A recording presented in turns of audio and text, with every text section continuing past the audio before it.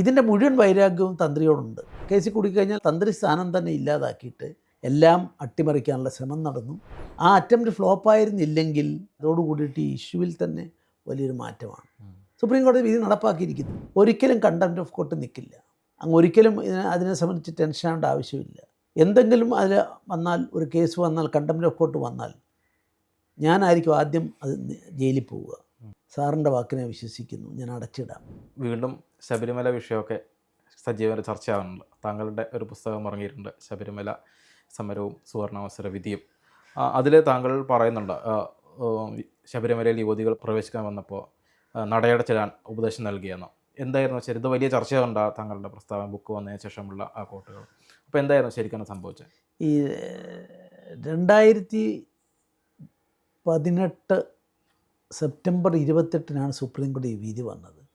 ആ വിധി വന്ന ഉടനെ തന്നെ മുഖ്യമന്ത്രിയും കോടിയേരി ബാലകൃഷ്ണൻ, അന്നത്തെ പാർട്ടി സെക്രട്ടറിയും മറ്റുള്ള ബന്ധപ്പെട്ടവരെല്ലാവരും അതിനെ സ്വാഗതം ചെയ്തതിന് മാത്രമല്ല, ആ വിധിന്യായം എന്താണെന്ന് കൈ കിട്ടുന്നതിന് മുമ്പ് തന്നെ ഞങ്ങൾ ഇന്ന് നടപ്പാക്കുമെന്ന് പ്രഖ്യാപിച്ചു.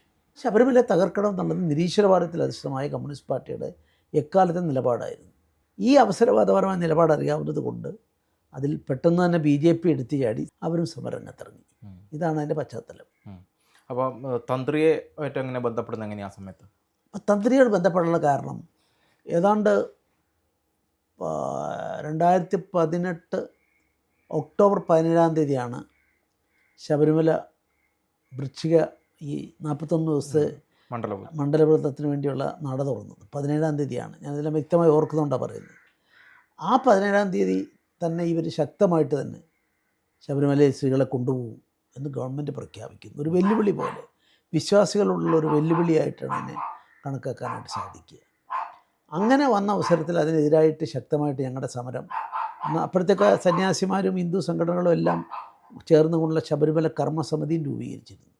അപ്പോൾ അതിൻ്റെ അടിസ്ഥാനത്തിലാണ് 18 തന്ത്രിയെ കൊണ്ട് പ്രഖ്യാപിപ്പിച്ചു, സ്ത്രീകൾ വന്നാൽ ഒരിക്കലും ഞാൻ നട അടച്ചിടില്ല, ഞാൻ പരിഹാര ക്രിയകളൊന്നും നടത്തില്ല.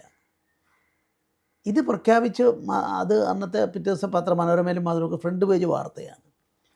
ഇത് കഴിഞ്ഞ് അതിൻ്റെ പിറ്റേ ദിവസം രാവിലെയാണ് ഒരു കവിത എന്ന് പറഞ്ഞ കേരളത്തിന് പുറത്തുള്ള ഒരു യുവതിയെയും അതുപോലെ രഹന ഫാത്തിമ എന്ന് പറഞ്ഞ കേരളത്തിലുള്ള ആളെയും കൂടെ പോലീസ് യൂണിഫോം ധരിപ്പിച്ച് പോലീസ് അകമ്പടിയോട് എല്ലാ പഴുതുകളും അവർ അടച്ച് അവിടെ സ്ത്രീകളെ കൊണ്ടുപോകാനുള്ള ശ്രമം നടത്തി. ഭക്തജനങ്ങൾ തടഞ്ഞെങ്കിലും 18-ാം പടിക്ക് അടുത്തവരെത്തി, നടപ്പന്തലിലെത്തിയ സമയത്ത് പിന്നെ വേറെ മാർഗമില്ല, അവർ കടക്കും. 18-ാം പടി സീൽ ചെയ്തു എന്ന് പറഞ്ഞാൽ പോലീസിനല്ലാണ്ട് ആർക്കും അങ്ങോട്ട് കിടക്കാൻ പാടില്ല, വിശ്വാസികൾക്ക് അവിടെ ഏതാനും മണിക്കൂറിൽ കിടക്കാൻ പാടില്ല. അതാ സീൽ ചെയ്തു എന്ന് ഞാൻ പറഞ്ഞത്. അത് മനസ്സിലാക്കിയപ്പോൾ ഒരു പ്രമുഖനായ ഒരു ഹിന്ദു നേതാവ്, ഒരു സമുദായ സംഘടനയുടെ ഏറ്റവും ടോപ്പുള്ള ആളെന്നെ വിളിച്ചു, ഇത് നമുക്കിനി രക്ഷയില്ല, എന്താ ചെയ്യുക, താങ്കളൊന്ന് ഇതിൻ്റെ നിയമവശം തന്ത്രിയോടൊന്ന് സംസാരിക്കുമെന്ന് ചോദിച്ചു. അപ്പം ഞാൻ പറഞ്ഞു, എനിക്കത് അങ്ങോട്ട് വിളിക്കില്ല, ഞാൻ അദ്ദേഹത്തിന് അങ്ങനെ ആവശ്യമുണ്ടെങ്കിൽ അത് അവിടുന്ന് വിളിച്ചാൽ ഞാൻ എൻ്റെ കാര്യം പറയാം. അപ്പോൾ എൻ്റെ സുവ്യക്തമായ അഭിപ്രായം ഞാൻ അതിലോട്ട് പറഞ്ഞു, ഒരിക്കലും കണ്ടംപ്റ്റ് ഓഫ് കോർട്ട് നിൽക്കില്ല. ഇതിൻ്റെ പരിശുദ്ധിയും ആചാരാനുഷ്ഠാനം നിലനിർത്തേണ്ട പ്രാഥമികമായ ബാധ്യത തന്ത്രിയിലാണ്, പ്രതിസ്ഥാനീയനാണ് ദേവൻ്റെ. അതുകൊണ്ട് ധൈര്യമായിട്ടത് ചെയ്യാം. എന്തെങ്കിലും അതിൽ വന്നാൽ, ഒരു കേസ് വന്നാൽ, കണ്ടംപ്റ്റ് ഓഫ് കോർട്ട് വന്നാൽ ഞാനായിരിക്കും ആദ്യം അത് ജയിലിൽ പോവുക. അപ്പോഴാണ് അദ്ദേഹം പറഞ്ഞു, ഇത് ഞാൻ സാറിൻ്റെ വാക്കിനെ വിശ്വസിക്കുന്നു, ഞാൻ അടച്ചിടാം.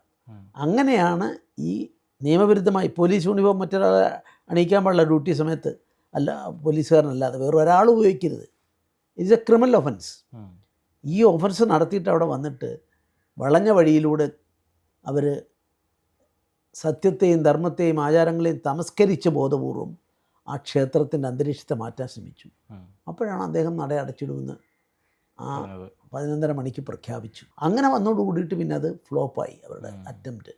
ആ അറ്റംപ്റ്റ് ഫ്ലോപ്പായിരുന്നില്ലെങ്കിൽ, അങ്ങനെ പരാജയപ്പെട്ടില്ലായിരുന്നെങ്കിൽ, അല്ലെങ്കിൽ അത് കയറിയാൽ അതോടുകൂടിയിട്ട് ഈ ഇഷ്യൂവിൽ തന്നെ വലിയൊരു മാറ്റമാണ്. സുപ്രീം കോടതി വിധി നടപ്പാക്കിയിരിക്കുന്നു, നടപ്പാക്കി എന്നുള്ള ഇത് വരും. അതുകൊണ്ട് അതിൽ ദൈവം എനിക്ക് തോന്നിച്ചു തന്നതാണ്, ഞാൻ ആ പറഞ്ഞപ്പോൾ, അല്ലെങ്കിൽ അദ്ദേഹത്തിന് ഞാൻ പറഞ്ഞ് കേൾക്കണമെന്നുണ്ടായിരുന്നില്ലല്ലോ. പിറ്റേ ദിവസം വേറൊരു സംഭവം നടന്നു. മുഖ്യമന്ത്രിയും മന്ത്രിസഭയും ദേവസ്വം ബോർഡും തന്ത്രിക്കും ഞാനും കൂടെ ഗൂഢാലോചന നടത്തി അതിന് ക്രിമിനൽ കേസ് എടുക്കുമെന്ന് പ്രഖ്യാപിച്ചു. അപ്പോൾ ഞാനൊരു ക്രിമിനൽ ലോയർ ആയതുകൊണ്ട് പെട്ടെന്ന് എനിക്കതിൻ്റെ പ്രത്യാഘാതം അറിയാം. അവർക്കൊരു FIR ഇടണമെന്നുണ്ടെങ്കിൽ ഞാനുമായി സംസാരിച്ചുകൊണ്ട് എൻ്റെ ഫോണിലല്ല, മറ്റൊരാളുടെ ഫോണിലാണ്. അദ്ദേഹം എടുത്തതും അദ്ദേഹത്തിൻ്റെ ഫോണിലല്ല. അപ്പോൾ ഞാൻ അവിടെ നിന്ന് പറഞ്ഞു, സ്വാഭാവികമായിട്ടും പറഞ്ഞു, വിളിച്ചത് സന്നിധാനത്തു നിന്ന് വിളിച്ചപ്പോൾ ഞാനിത് പറഞ്ഞതാണ്, പറഞ്ഞതിൽ ഉറച്ചു നിൽക്കുന്നു. പക്ഷെ തന്ത്രിയുടെ ശബ്ദമാണെന്ന് എനിക്കറിയില്ല, അത്ര അടുപ്പം ഞങ്ങൾ തമ്മിൽ ഇല്ലാത്തതുകൊണ്ട് അദ്ദേഹമാണെന്ന് എനിക്കറിയില്ല എന്ന് പറഞ്ഞു. തന്ത്രി നിഷേധിച്ചു, ഞാൻ ശ്രീധരൻപിള്ളയെ വിളിച്ചിട്ടില്ല. അത് സത്യമാണ്, വിളിച്ചതല്ല, വേറെ ആൾ. അങ്ങനെ രണ്ടുപേരും പറയുകയും ഫോൺ ഏതാണെന്ന് അവർക്ക് അറിയാൻ പറ്റാതെ വരികയും ചെയ്തപ്പം ക്രൈം രജിസ്റ്റർ ചെയ്യാൻ പറ്റില്ല. അങ്ങനെ അവരെ പരാജയപ്പെടുത്തി. ഇതിൻ്റെ മുഴുവൻ വൈരാഗ്യവും തന്ത്രിയോടുണ്ട്. അതുപോലെ ആ തന്ത്രി സ്ഥാനം തന്നെ ഇല്ലാതാക്കിയിട്ട് അവരുടെ പബ്ലിസിറ്റിക്ക് വേണ്ടി നിരീശ്വരവാദത്തിൻ്റെ അടിസ്ഥാനത്തിൽ എല്ലാം അട്ടിമറിക്കാനുള്ള ശ്രമം നടന്നു. അതിനെ പരാജയപ്പെടുത്തുന്നതിൽ അദ്ദേഹം വഹിച്ച പങ്കിനെ ഞാൻ ഒരിക്കലും മറക്കില്ല. സുപ്രീം കോടതി വിധിയായിരുന്നല്ലോ അന്ന് യുവതികളെ കയറ്റുവാൻ സുപ്രീം കോടതി വിധി. അത് കണ്ടംപ്റ്റ് കോർട്ട് ആവില്ല എന്ന് താങ്കൾ ഉറപ്പുണ്ടായിരുന്നോ?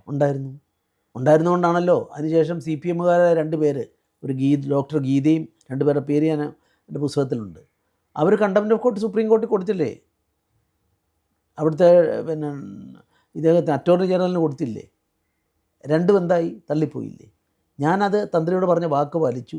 അദ്ദേഹം ആ കേസിൽ പോലും നിങ്ങളതിനെപ്പറ്റി ശ്രദ്ധിക്കേണ്ട, അറിയണ്ട ഒന്നുണ്ട്, ഞാൻ തന്നെ ബാക്കി കാര്യങ്ങളെല്ലാം ചെയ്തു. ഞങ്ങൾ ആ വാക്ക് പാലിച്ചു. അപ്പോൾ തന്ത്രി മറ്റേതിനകത്തിൽ ബന്ധമുണ്ടോ ഇല്ലോ എന്നുള്ള കാര്യം എനിക്കറിയില്ല. താങ്കളുടെ വാർത്ത കൊടുക്കുമ്പോഴും ഒക്കെ വരുന്ന പ്രധാന കമൻറ്റുകൾ അല്ലെങ്കിൽ പ്രധാന റിപ്ലൈകൾ സുവർണാവസരം എന്ന് താങ്കൾ അന്ന് പറഞ്ഞതിനെ പറ്റിയാണ്. അതിൽ ശരിക്കും നിങ്ങൾ പറഞ്ഞത് തെറ്റിദ്ധരിപ്പിച്ചതാണോ അതോ എങ്ങനെയായിരുന്നു താങ്കൾ ഉദ്ദേശിച്ചത്? അത് വളരെ സംഘടിതമായി ഇടതുപക്ഷ മാധ്യമപ്രവർത്തകർ നടത്തിയൊരു ഗൂഢാലോചനയാണ് അതിന് പിന്നിൽ. അത് കോൺഗ്രസ് ഏറ്റെടുത്തു. അവർ ഈ കേസിൻ്റെ പേരിൽ, ഇതിൻ്റെ പേരിൽ ഞാൻ പറഞ്ഞ വാക്ക് സുവർണാവസരം എന്നുള്ളത്, ഞാൻ ജാമ്യം എടുക്കാൻ പോയില്ല, മുൻകൂർ ജാമ്യത്തിന് ഞാൻ അപ്ലൈ ചെയ്തില്ല. ജയിലിൽ കിടക്കാൻ തയ്യാറായിരുന്നു, അയ്യപ്പന് വേണ്ടിയിട്ടാണ്, ചെയ്യാൻ തയ്യാറായിരുന്നു. പക്ഷേ കോടതിയിൽ അത് വന്നപ്പം ആ കേസ് ആദ്യ പരിഗണനയിൽ തന്നെ അത് സെറ്റ് സൈഡ് ചെയ്തു, റദ്ദ് ചെയ്തു. കോൺഗ്രസ് പാർട്ടിയുടെ വഞ്ചന ഞാൻ ആവർത്തിച്ച് പറയാൻ ആഗ്രഹിക്കുക. 2018 സെപ്റ്റംബർ 28 വിധി വരുന്നു. 5-ാം തീയതി, ഒക്ടോബർ 5-ാം തീയതി അന്നത്തെ പ്രതിപക്ഷ നേതാവ് രമേശ് ചെന്നിത്തല പത്തനംതിട്ടയിൽ ഈ വിധിക്ക് ഭക്തജനങ്ങൾക്ക് വേണ്ടിയിട്ട് അദ്ദേഹം ഉപവാസം ഇരുന്നു. പക്ഷേ 8-ാം തീയതി 3-ാമത്തെ ദിവസം AICCയുടെ നിർദ്ദേശം അനുസരിച്ച് അവർ ആ സമരത്തിൽ നിന്ന് പിന്മാറി. ഞാൻ ചോദിക്കുന്നു സതീശനോട്, രമേശ് ചെന്നിത്തലയോട്, എൻ്റെ ക്ലാസ്മേറ്റായ സണ്ണി ജോസഫിനോട്, എപ്പോഴെങ്കിലും അത് തെറ്റുപറ്റിപ്പോയി, അല്ല നിലനിൽക്കത്തക്കതല്ല, അല്ല ഞങ്ങളുടെ നിലപാടിൽ മാറ്റമുണ്ടെന്ന് പറഞ്ഞതായിട്ട് കാണാൻ സാധിക്കും. എനിക്കെതിരായിട്ട് കേസ് കൊടുത്തത്, ഇതിൻ്റെ പേര് കൊടുത്തത് ഞാൻ പറഞ്ഞ കമ്മ്യൂണിസ്റ്റ് പാർട്ടിയല്ല, കോൺഗ്രസ്സാണ്. K മുരളീധരൻ ഉൾപ്പെടെ 2 KPCC പ്രസിഡന്റുമാർ, പഴയ പ്രസിഡന്റുമാർ, അവരാവശ്യപ്പെട്ട് ശ്രീധരൻപിള്ളയെ തന്ത്രി അറസ്റ്റ് ചെയ്യണമെന്ന് ആവശ്യപ്പെട്ടു. ഗൂഢാലോചന കുറ്റത്തിൽ അന്നത്തെ ഭരണകൂടത്തെക്കാൾ മുന്നിൽ നിന്ന് അവരായിരുന്നു. തെറ്റുപറ്റി നിങ്ങൾ തുറന്നു പറ, ഞങ്ങൾക്ക് അന്നത്തെ നിലപാട് തെറ്റായിരുന്നു, വിശ്വാസികളുടെ നിലപാടുകൾക്കെതിരായി നിൽക്കാൻ പാടില്ലായിരുന്നു, അതുകൊണ്ട് ഇത് ചെയ്യുന്നു, ഭഗവാനെ അർപ്പിക്കുന്നു. വിശ്വാസം ഇല്ലെങ്കിലും പറയാമല്ലോ, ഭഗവാൻ അനുകൂലമായി നിൽക്കുന്നു എന്ന് പറയാമല്ലോ, ശബരിമലയ്ക്ക് അനുകൂലമായി നിൽക്കുന്നു പറയാമല്ലോ. ഈ 2 കൂട്ടുകാർ ചെയ്യണം. സുവർണാവസരം എന്ന ആ സമയത്ത് താങ്കളായിരുന്നല്ലോ അധ്യക്ഷൻ, പാർട്ടിയുടെ അധ്യക്ഷനായിരുന്നു. വലിയ രീതിയിൽ BJPക്ക് ഗുണം കിട്ടേണ്ട ഒരു സമരങ്ങളൊക്കെ ആയിരുന്നു അത്. പക്ഷേ അത് വേണ്ട പോലെ ഗുണം ചെയ്തില്ല എന്ന് തോന്നുന്നുണ്ടോ? അതിൻ്റെ കാരണങ്ങളെപ്പറ്റി ഞാൻ പറയുന്നില്ല. അതിപ്പോൾ ഞാൻ മലർന്നു കിടന്ന് തുപ്പുന്നതിന് തുല്യമാണ്. ഞാനതിലേക്കില്ല. മുഖ്യമന്ത്രി പോലും ഇത് നവോത്ഥാനമാണ് എന്ന് പറഞ്ഞുകൊണ്ട് പലരെയും, ഞാൻ ആരുടെയും പേരൊന്നും പറയുന്നില്ല, അദ്ദേഹം ഒരു വലിയ മൂവ്മെൻറ്റ് നടത്തിയില്ല. 1.5 മണിക്കൂർ പത്രസമ്മേളനം നടത്തിയിട്ട് നവോത്ഥാനമാക്കാൻ ശ്രമിച്ചു. പിന്നീട് പോലീസിൻ്റെ അതിക്രമങ്ങളും എല്ലാം ഉണ്ടായപ്പോൾ അക്രമത്തിൻ്റെ ലാഞ്ചന ഉണ്ടായി. ഞാൻ പിന്നെ അതിനെപ്പറ്റി ഒന്നും കൂടുതൽ പറയുന്നില്ല. തിരഞ്ഞെടുപ്പ് കാലമാണ് വരുന്നത്, അപ്പം താങ്കൾ മത്സരരംഗത്തുണ്ടോ? ഞാൻ മത്സരിക്കില്ല എന്ന് എന്നോട് ആവശ്യപ്പെട്ട ഉന്നതരായ ആൾക്കാരോട് എല്ലാം പറഞ്ഞിട്ടുണ്ട്. ഞാൻ ഒരിക്കലും എൻ്റെ ജീവിതത്തിൽ ഒരു സ്ഥാനാർത്ഥിയാവാനോ പാർട്ടി പൊസിഷൻ നൽകാനോ ഒരിക്കലും ആരോടും ആവശ്യപ്പെടുകയോ ക്യാൻവാസ് ചെയ്തിട്ടില്ല. ഇപ്പോഴും പ്രത്യേകിച്ചും എന്നെ സംബന്ധിച്ചിടത്തോളം ഞാൻ റിട്ടയർമെൻറ്റ് ഗവർണർ സ്ഥാനം പൂർത്തിയാക്കി തിരിച്ചു വന്നതാണ്. തിരിച്ചു വന്ന ശേഷം ഇപ്പം 12 പുസ്തകങ്ങൾ അങ്ങനെ എഴുതാൻ ഈ 4 മാസം കൊണ്ട് എനിക്ക് സാധിച്ചപ്പോൾ the calorie of satisfaction it is more, ഒന്നുകൂടെ ചാൻസ് ഉണ്ട് എന്നൊക്കെ എല്ലാവരും പറഞ്ഞ് ബോധ്യപ്പെടുത്തുന്നുണ്ട്. പക്ഷെ ഞാൻ അതിന് വില്ലിങ് അല്ല. താങ്കൾ ABVPൻ്റെ പഴയ കാലം മുതൽ രാഷ്ട്രീയ രംഗത്ത് സജീവമായ ആളാണ്. അപ്പോൾ അങ്ങനെയുള്ള ഒരാൾ ഒരു റിട്ടയർമെൻറ്റ് പോലുള്ള ഒരു ലൈഫിലേക്ക് പോകുന്നത് ശരിയാണോ? ഇത് റിട്ടയർമെൻറ്റിൽ ആക്റ്റീവാണ്, മോർ ആക്റ്റീവാണ്. പ്രാക്ടീസ് ചെയ്യുന്നു, എഴുതുന്നു പറയുമ്പോൾ അത് വലിയ എഫർട്ടല്ലേ. ആ എഫർട്ടും അഭിഭാഷകൻ്റെ എഫർട്ടും അതുപോലെ തന്നെയാണ്. കേസെടുത്താൽ ആ കേസുകളൊക്കെ നല്ല നടത്തണ്ടേ, അതിൻ്റെ കൂടെ രാഷ്ട്രീയ പ്രവർത്തനം നടത്തും. പക്ഷേ എനിക്ക് വലിയ പൊസിഷനൊന്നും ആവശ്യമില്ല. ഏറെക്കാലമായി BJP കേരളത്തിൽ വലിയ രീതിയിൽ സ്വാധീനം ചെലുത്താൻ ശ്രമിക്കുന്നുണ്ട്, അതായത് കാലുറപ്പിക്കാൻ ശ്രമിക്കുന്നുണ്ട്. പക്ഷേ ഇടക്കാലത്താണ് ഒന്ന് ശരിയായി വരുന്നത്. ആ സമയത്ത് താങ്കളെപ്പോലുള്ള ഒരാൾ മത്സരിക്കുന്നില്ല എന്ന് പറയുന്നത് ശരിയാണ്? അല്ല, മത്സരിക്കണമെന്നുള്ളതില്ല, അത് വ്യക്തിനിഷ്ഠമാണ് മത്സരിക്കുന്നത്. ഞാൻ ചോദിട്ടെ, ഈ അധികാരം ഒരു ലഹരിയായി കൊണ്ട് നടക്കുന്നവരുണ്ട്. പണ്ടത്തെ രാഷ്ട്രീയം അങ്ങോട്ട് കൊടുക്കുന്നവരുടേതായിരുന്നു. ഞാനിതൊക്കെ ചെയ്തു, എനിക്ക് എന്നെ തിരിച്ചു തരണം, എനിക്ക് സ്ഥാനാർത്ഥിത്വം തരണം, എനിക്കല്ലെങ്കിൽ പോസ്റ്റ് തരണം, അല്ലെ എന്നെ ഇല്ല കമ്മിറ്റിയിലേക്ക് നോമിനേറ്റ് ചെയ്യണം, ഇങ്ങനെ ആവശ്യപ്പെടുന്ന ഒരു കാലഘട്ടത്തിലേക്ക് എല്ലാ രാഷ്ട്രീയ പാർട്ടികളും ആ ലാഞ്ചന കാണുകയാണ്, ആ സൂചന കാണുകയാണ്. അത് ജനാധിപത്യത്തിന് നല്ലതല്ല എന്ന് വിശ്വസിക്കുന്ന ആളാണ് ഞാൻ. പാർട്ടിക്ക് ആവശ്യമുള്ള ഏത് കാര്യത്തിനും എൻ്റെ പ്രൊഫഷനോ എൻ്റെ എഴുത്തോ ഒന്നും ബാധകമല്ല, ഞാൻ അതിൻ്റെ കൂടെ ഉണ്ടാവും. അതുകൊണ്ട് ഞാൻ രാഷ്ട്രീയത്തിൽ നിന്ന് റിട്ടയർ ചെയ്യില്ല. സുവർണാവസരം എന്ന താങ്കളുടെ പ്രസ്താവനയുടെ ഒരു വിശദീകരണം എന്ന രീതിയിലാണോ പുസ്തകത്തിന് ശബരിമല സമരവും സുവർണാവസരം? തീർച്ചയായിട്ടും. അന്നത്തെ ഈ അനീതിയെ സംബന്ധിച്ച് സുവർണാവസരം ഇപ്പോഴും ചർച്ച ചെയ്യല്ലേ. ഈയിടെയുള്ള ഈ ഇതിനെ സംബന്ധിച്ചുള്ള ചർച്ച വന്നപ്പം എല്ലാ ചാനലുകളും ചർച്ച ഈ സുവർണാവസരമാണ് പറയുന്നത്.